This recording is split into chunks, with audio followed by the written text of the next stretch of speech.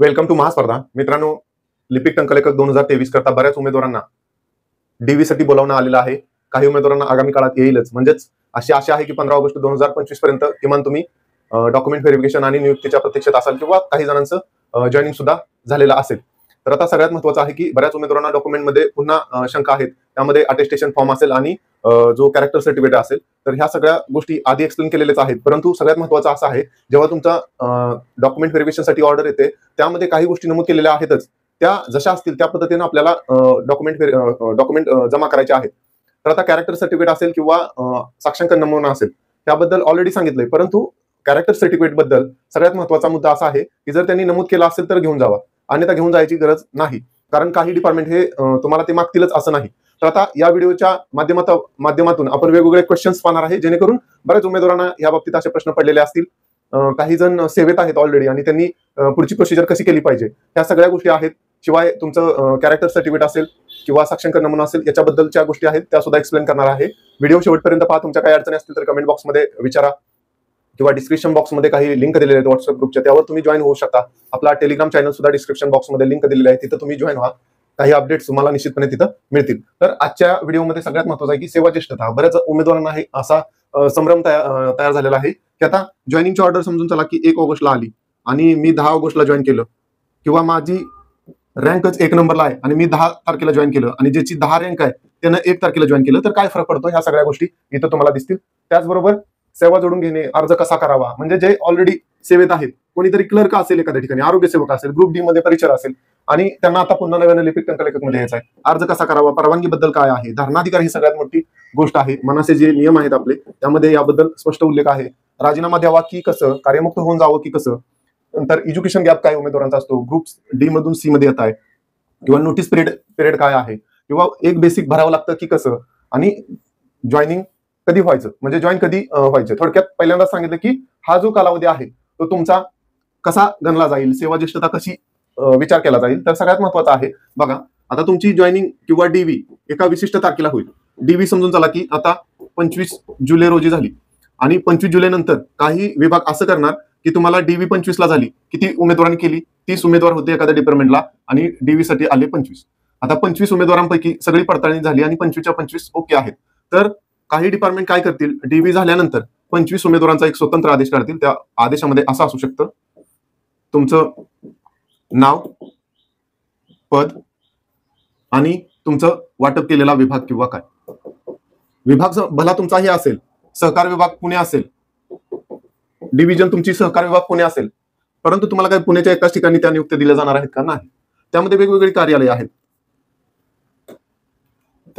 कार्यालय आहेत, त्याच्या अनुषंगाने तुम्हाला हे विभाग वाटप केले जातील. कुणाला पुण्याचं मुख्यालय दिलं जाईल, कुणाला सातारा दिलं जाईल, कुणाला सोलापूर दिलं जाईल. जे काय त्यांच्या कक्षेत असतील तेवढी विभागाची जी यादी असेल त्यांच्याकडे, त्याच्या हिशोबाने रिक्त जागेच्या अनुषंगाने ही प्रत्येकाच्या पुढे त्यांना वाटप केलं जाईल. आणि त्यामध्ये असं नमूद केलं जाऊ शकतं की तुम्हाला हा आदेश मिळाल्यानंतर 7 दिवसात किंवा 30 दिवसात नियुक्त व्हा, म्हणजे अशी प्रोसिजर असू शकते. मग आता बरेच उमेदवार काय होतं, आता ही ऑर्डर 25 ला तुमचं डॉक्युमेंट व्हेरिफिकेशन झालं, नवीन आदेश आला 1/8 ला. 1/8 ला आदेश आल्यानंतर त्यात त्यांनी असं नमूद केलं की येणाऱ्या 30 दिवसात तुम्ही नियुक्त व्हा. आता इथून 30 दिवस म्हणजे समजून झालं की 30/8 पर्यंत आहे ही मुदत. शनिवार रविवार ह्या गोष्टी जर आल्या असतील तर पुढची मागची तारीख त्यांनी कन्सिडर केली असेल. आता ह्या 1/8 ला ऑर्डर आली आणि तुम्ही त्या लिस्टमध्ये 25 जण होता. 25 जणांमध्ये 1, 2, 3 अशी नंबर आहेत आणि तुमचा क्रमांक 5 नंबरला तुम्ही आहे. परंतु तुम्ही जॉईन झालाय 10/8/2025 ला आणि हा 1 क्रमांकाचा उमेदवार 1/8 लाच जॉईन झाला, किंवा हा उमेदवार 25 ला झाला 25/8 ला, किंवा कोण अजून दुसराच एखादा असेल 25 नंबरचा तो 1/8 लाच जॉईन झाला. तर ह्याचा आणि तुमचा सेवा ज्येष्ठतेचा काही फरक पडणार नाही. तुमची जी गुणवत्ता यादी आहे, म्हणजे तुम्ही ही 25 जण आहे, कारण तुमची आस्थापना किंवा तुमची जी ज्येष्ठता यादी प्रसिद्ध करण्याचं जे ठिकाण आहे, काही ज्येष्ठता याद्या ह्या कलेक्टर ऑफिस तेवढ्या कार्यालयात जेवढे कर्मचारी असतील त्यांची ती ज्येष्ठता यादी तयार होती. जसं प्रमोशन होईल तसं विभाग स्तरावर जाईल किंवा राज्य स्तरावर जाईल, त्या पद्धतीनं ती ज्येष्ठता यादी असते. तसं की आता समजा सहकार पुणे डिव्हिजन असेल तर पुणे विभागात किती तुम्ही नियुक्त झालता? 25. मग 25 झाला 25 झाला 1/8 पासून ते तुम्ही समजा 30/8 पर्यंत ह्या वेगवेगळ्या तारखेमध्ये तुम्ही नियुक्त झाला. परंतु हे 25 झाले, 25च्या आधी कोणतरी सेवेमध्ये आहेतच ना, मग ते असतील समजा 210. तर मग 25 210 पासून 211चा नंबर कोणाचा लागणार? तर 1 नंबरचा हा उमेदवार गुणवत्ता यादीमधला. 212, 213, 214, 215 आणि ह्याचा सगळ्यात शेवटी मग हा 200 किती असेल? 35 असेल. तर जेव्हा नवीन एखादी नियुक्त होईल एखादा कर्मचारी भविष्यात अजून 1 वर्षानं 2 वर्षानं किंवा ह्या 30/8 नंतर 1/9ला जरी एखादा कोण नियुक्त झाला तर त्याची 236वी ती ज्येष्ठता यादीतला क्रमांक असेल. तर ही अशी पद्धत आहे. काही ठिकाणी कसं असतं, आता मंत्रालय स्तरावर सिस्टीम कशी आहे, समजा आता 47 उमेदवारांना जॉईनिंग देणार आहे 23 मध्ये आणि त्यांची ऑर्डर आली 30 दिवसात तुम्ही जॉईन व्हा. तर तिथं सुद्धा काय सिस्टीम आहे की हे 47 उमेदवार कशाही पद्धतीनं जॉईन होऊ द्या. 1 नंबरचा शेवटी होऊ द्या 30व्या दिवशी किंवा 30व्या म्हणजे 47व्या क्रमांकाचा उमेदवार जरी पहिल्या दिवशी जॉईन झाला तर काय फरक पडत नाही. ही तुमची जशी गुणवत्ता यादी आहे त्याच पद्धतीनं तुमचा क्रमांक राहील. फक्त फरक कधी पडतो, जर तुम्ही वेटिंग मधून असाल, वेटिंग लिस्टमध्ये ज्यावेळेस तुमचं सिलेक्शन होतं तेव्हा तुमचा विचार हा गुणवत्ता यादीवर केला जात नाही. आता 1 ते 47 ह्या जागा आहेत, ह्यामधले 7 उमेदवार जॉईन झाले नाहीत तर नव्यानं जेव्हा 7 उमेदवाराची वेटिंग लिस्ट लागेल तेव्हा 7 उमेदवार हे मग पुढचे असतील ना, इथून पुढचे गुणवत्ताधारक खालचे. मग ह्या 7 पैकी 1 ते 7 मग हा 5 नंबरचा उमेदवार जर पहिल्याच दिवशी फर्स्ट डेला जर जॉईन झाला तर जी यादी ह्या 40 जणांची जॉईन झाल्यानंतर जी शेवटची होती समजून झाला 411, तर हा 5 नंबरचा उमेदवार कोण असेल त्याचे लगेच 412 होईल. पुन्हा 1 नंबरचा जॉईन झाला असेल तर त्याला 413 होईल. नंतर 7 नंबरचा जॉईन झाला असेल 414 होईल. अशा पद्धतीने वेटिंगची ही ज्येष्ठता यादी असते. रेग्युलरच्या उमेदवारांचा काहीही त्यामध्ये फरक पडत नाही. आता सेवा जोडून घेणे याबद्दल सगळ्यात महत्वाचं आहे. तुम्ही जर आता एखाद्या ठिकाणी जॉईन असाल, कोण आरोग्य सेवक म्हणून जॉईन आहे. आता आरोग्य सेवक म्हणून हे जिल्हा परिषदला कोण असतं किंवा आता ही सगळं आरोग्य सेवक म्हणलं की झेडपी येतं आणि झेडपीतून राज्य शासनामध्ये यायचं म्हणल्यानंतर ते सेवा जोडून देत नाहीत. ह्या अशा गोष्टी आहेत. मग काय करायचं, आता आरोग्य सेवक म्हणून तुम्ही जॉईन आहात किंवा इतर कुठल्याही राज्य शासनाच्या स्टेट गव्हर्नमेंटमध्ये तुम्ही नोकरीला आहात. आता स्टेट गव्हर्नमेंटमध्ये असाल तुम्ही तर तुम्हाला सेवा जोडून मिळते. सेवा जोडून मिळणे याचा साधा सोपा अर्थ असा आहे की तुम्ही तिथं होता, तुम्ही एखाद्या कार्यालयात नोकरीला असताना तुमच्याकडे किती रजा होत्या 30, त्या इकडे येतील. शिवाय तुमचं जे अकाउंट आहे, तुमचं सेवार्थ आयडी असेल किंवा तुम्ही जे एनपीएस अकाउंट ओपन केलं असेल सगळं हे तुमचं पुन्हा इकडे येत असतं. म्हणजे तुम्ही कॉन्ट्रीब्युशन दिलेलं स्टेट गव्हर्नमेंटचं कॉन्ट्रीब्युशन ह्या सगळ्या गोष्टी तुम्हाला इकडे येतील.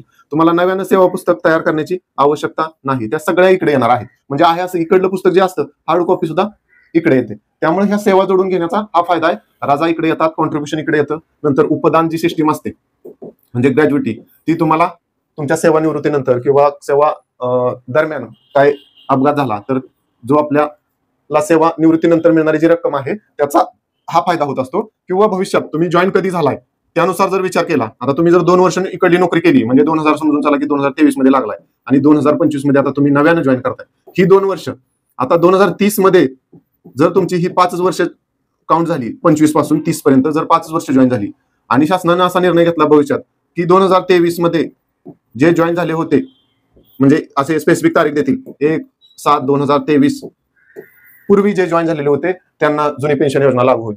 असं ज्यावेळेस घडतं त्यावेळेस आपल्याला हा निश्चितपणे सेवा जोडून घेण्याचा फायदा होतो.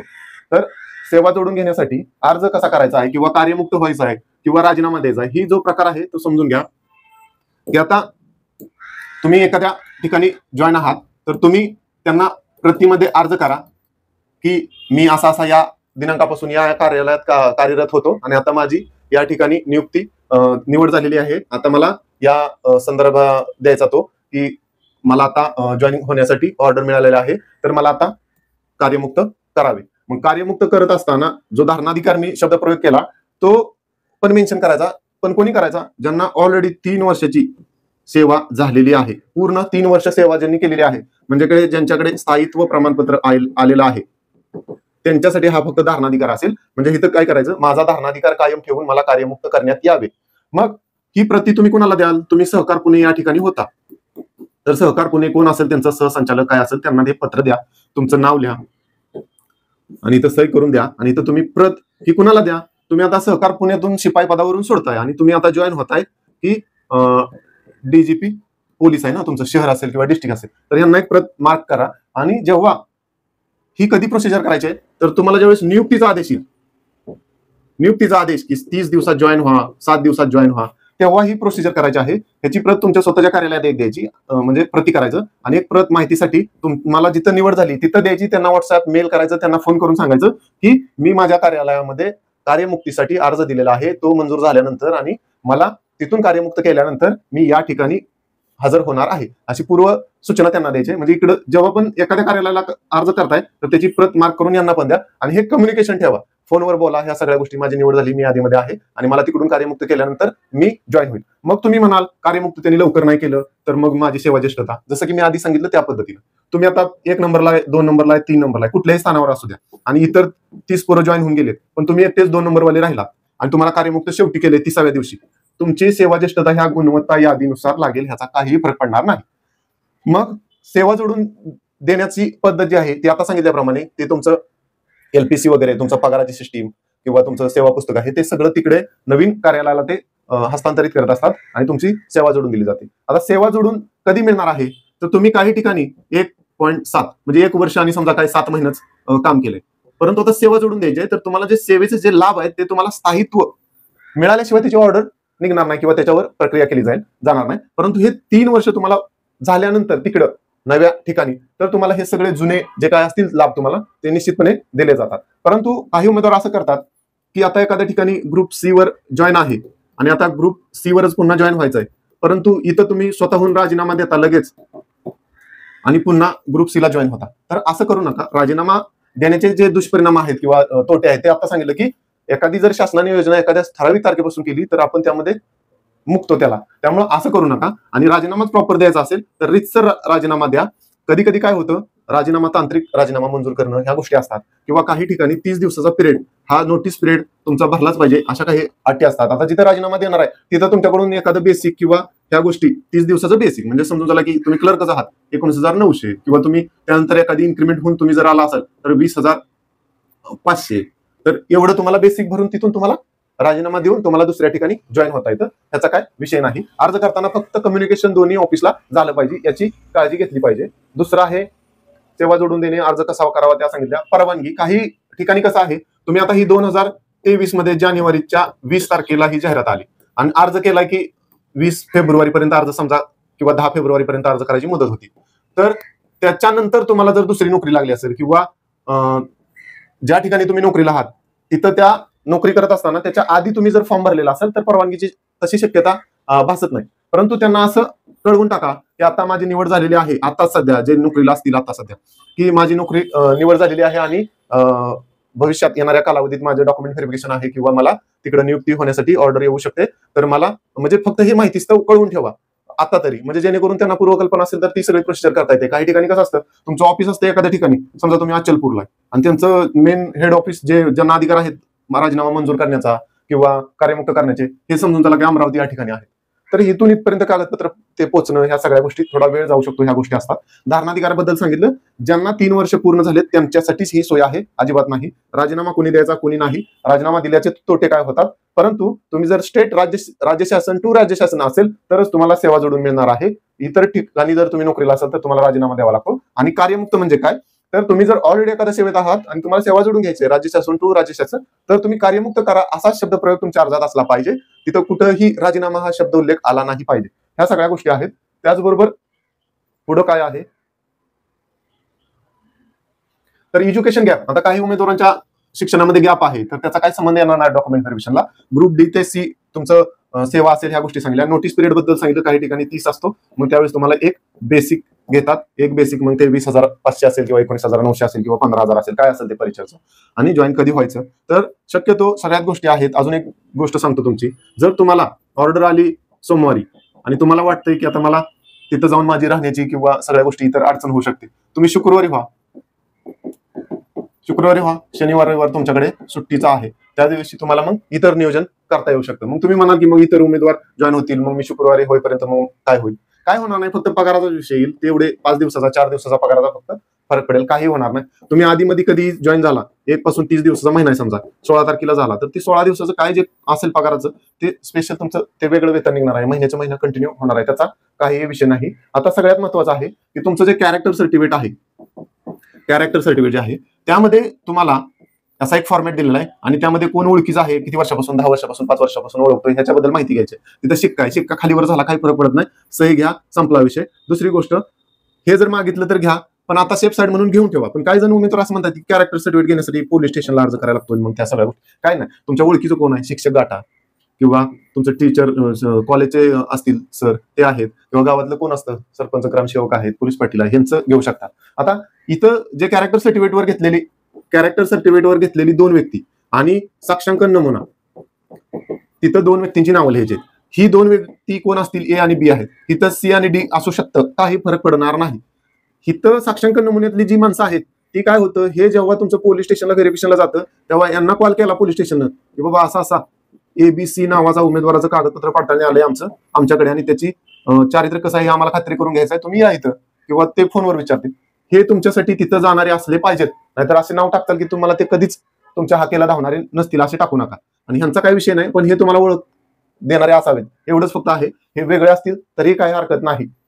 आणि दुसऱ्या काही गोष्टी असतील की एक गोष्ट होती की तुमचं जे डॉक्युमेंट आहे, आता हे समजा 10वीचं सर्टिफिकेट आहे किंवा डिग्रीचं आहे, तर त्यामध्ये तुम्ही काय केलं, हे डॉक्युमेंट हरवलं होतं, तर तुम्ही ते डुप्लिकेट काढून घेतलं. मग ते त्या प्रमाणपत्रावरच एक स्टॅम्प येतोय, निळा किंवा लाल असेल कुठला, तर तो डायरेक्ट मारून दिलेला असतो त्यावर, विद्यापीठानं किंवा बोर्डानं किंवा कुणी जे ऑथॉरिटी असेल देणारी त्यांनी. तर ह्याचा काही विषय येणार नाही, डुप्लिकेट आहे किंवा असं काही नाही. पण बनवी म्हणलं होतं की फ्रॉडच करून काढलेला आहे, काहीतरी हा डाटाच नाही, किंवा असंच तुम्ही छापले कुठतरी, अशा गोष्टी असतील तर तुम्हाला तिथं सूट मिळणार नाही. परंतु हे डुप्लिकेट काढलंय याचा अर्थ तुम्ही रितसर मार्गाने काढलंय, ही देणारी एक कोणतरी ऑथॉरिटी आहे त्यांनी दिलेलं आहे, त्याचं काही अडचण नाही. आणि सगळ्यात महत्वाचं, तुम्ही जी डॉक्युमेंट घेऊन जाणार आहात त्या डॉक्युमेंटमध्ये स्पेलिंग एरर वगैरे आहेत, तर स्पेलिंग एरर एचा कुठं ई झालाय, कुठं ए वाढता झालाय, आईच्या नावात काय बदल झालाय, वडिलांच्या नावात काय बदल झालाय, किंवा ऍड्रेसमध्ये काय बदल झालाय, काही बेसिक ज्या गोष्टी असतील त्या गोष्टी तुम्ही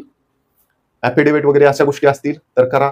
काही ठिकाणी नाही केलं तरी किरकोळ गोष्टी चालू शकतात, परंतु घाबरण्याचं कारण नाही, कारण तुम्हाला शासन सेवेत घेण्यासाठी बसलेलं आहे, उगाच तुम्हाला सेवेतून काढून टाकण्यासाठी बसलेलं नाही. जर तुम्ही खरंच इलिगली सगळे डॉक्युमेंट घेऊन येत आहे तर निश्चितपणे कारवाई करू शकतात. परंतु तुमचं काहीतरी स्पेलिंग एरर आहे किंवा काय आहे ह्या गोष्टीसाठी तुम्हाला काही ते करणार नाहीत. त्यासाठी काय तुम्हाला मुदत देतील, त्याचं ते ऍफिडेव्हिट द्या म्हणतील किंवा काय असेल, फोटो वगैरे ह्या सगळ्या गोष्टी तुम्हाला अटेस्टेशन फॉर्मवर जे जोडायचे आहेत ते व्यवस्थित साईज असेल काय, 5x7 वगैरे असेल, बॅकग्राऊंड काय असेल, त्या सगळ्या गोष्टी बघून घ्या. साक्षांकन नमुना असेल, ह्या 3 प्रती स्वतंत्र नव्यानं लिहा, सगळे हाताने पेनानं लिहा, निळ्या पेनानं किंवा जे सांगितलं असेल त्या पेनानं लिहा. आणि जे 3 सेट आहेत डॉक्युमेंटचे ते रेडी ठेवा. स्वसाक्षांकित प्रती असं त्यांनी म्हटलेलं आहे. स्वसाक्षांकित प्रती म्हणजे काय, सेल्फ अटेस्टेड वगैरे तिथं लिहा, तुमची सही करा, त्याखाली नाव लिहा, समजा की तुम्ही जबाबदार आहात, हे प्रमाणपत्र ओरिजिनल आहे याची खात्री करून तुम्ही स्वतःच देताय.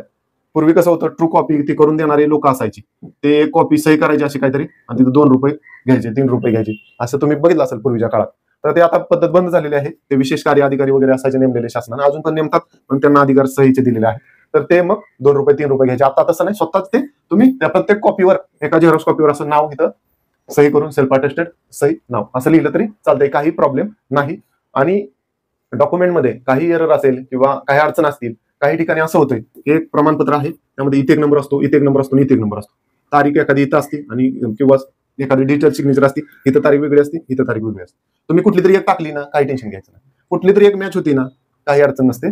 प्रमाणपत्र ओरिजिनलच आहे याचा अर्थ तसा होतो. काही जणांकडे अशा अडचण आहे की झेरॉक्स आहेत. आता झेरॉक्स आहेत तिथे गेल्यानंतर ते काय म्हणतील त्याच्यावर ते सगळं डिपेंड आहे.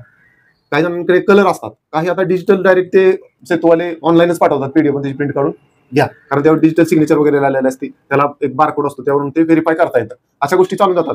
झेरॉक्स आहे किंवा काही जणांचं असं झाले, कास्ट सर्टिफिकेट काढले आणि त्यावरून व्हॅलिडिटी काढली. आता कास्ट सर्टिफिकेटवर एखादा नंबर असतो, तो इकडे मेन्शन केलेला आहे. आता हेच गायब झाले. आता हे तुमच्याकडे आहे. भविष्यात जर तुम्हाला कास्ट सर्टिफिकेट नव्याने काढायचं झालं, ह्याचा नंबर वेगळाच आला तर व्हॅलिडिटीची पण वेगळी काढावी लागणार आहे. त्यामुळे काही उमेदवारांची जर डॉक्युमेंट ओरिजिनल हरवलीच असतील तर तुम्ही नव्यानं काढून घेण्याची प्रोसिजर आताच चालू करा, कारण भविष्यात तुम्हाला अडचण येऊ नये. कारण व्हॅलिडिटी काही जणांची जर नाही झाली तर तुम्हाला सेवेतनं बाद केलं जाऊ शकतं. टायपिंग सर्टिफिकेट असेल किंवा जे तुमचं MSIT सर्टिफिकेट असेल त्याबद्दल आधीच सांगितलेलं आहे की इंजिनिअरिंग स्ट्रीम वगैरे असेल, डिप्लोमा असेल, कोणतीही ब्रँच असेल, टायपिंगची आवश्यकता नाही, किंवा तुमच्याकडे नसेल तर तुम्ही 2 वर्षामध्ये ते कधीही देऊ शकता. टायपिंग सर्टिफिकेटमध्ये एक जरी असेल 30, 40 कुठलं तुमच्याकडे असेल, नसेल तर तुम्ही नंतर ते 4 वर्षामध्ये देऊ शकता. दिलं नाही तर तुमची इन्क्रिमेंट थांबते. अशा गोष्टी आहेत. तुमच्या काही अजून इतर अडचणी असतील तर निश्चितपणे कमेंट बॉक्समध्ये विचारा. ग्रुपवर जॉईन व्हा आणि तिथं सुद्धा इतर उमेदवारांचे ग्रुप आहेत पर्सनली एका स्पेसिफिक डिपार्टमेंटचे, ते जॉईन व्हा, कारण तेच एकमेकाला मदत करणार आहेत. कारण हे सगळं संपूर्ण महाराष्ट्र एकमेकाशी कोऑर्डिनेट असतो. तुम्ही सहकारमध्ये नोकरी करताय किंवा कुठेही करा, सहकारमध्ये करताय कांदा चाळ बांधायचे, तुम्हाला बांधकाम विभागाची किंवा वित्त विभागाची कम्युनिकेशन आलंच आहे, पैसे कुठून घेणार आहेत, ह्या सगळ्या गोष्टी एकच आहेत. म्हणजे कुठल्याही विभागाचा कुठेही गेला तरी हे कम्युनिकेशन किंवा कोऑर्डिनेशन अजिबात संपणार नाही. त्यामुळे एकमेकाशी संपर्क राहू द्या. त्यासाठी ग्रुपवर जॉईन व्हा. म्हणजे आताच गर्दी करू नका, सहकारामध्ये सिलेक्शन झालंय पण सहकारमध्ये लगेच फॉरेस्टचा घुसलाय असं करू नका. एक दुसरे स्पेशल ग्रुप असतील त्यामध्ये सगळे असतील तिथं जॉईन व्हा. आता डॉक्युमेंट व्हेरिफिकेशन असेल किंवा कागदपत्र पडताळणी जॉईनिंग होईपर्यंत त्यांना तरी एकत्र राहू द्या. त्यांचे 30 जण आहेत, 30 जण कम्युनिकेशन करतील. इतर कोण राहिले तर वेगळे क्वेश्चन करतात तिथं, त्यामुळे गोंधळ होतो. तर तुमच्या काही अडचणी असतील तर निश्चितपणे विचारत चला. व्हिडिओ जास्तीत जास्त उमेदवारांपर्यंत पोहोचवा आणि आपल्या महास्पर्धा युट्यूब चॅनलला नक्की सबस्क्राईब करा. Thanks for watching महास्पर्धा.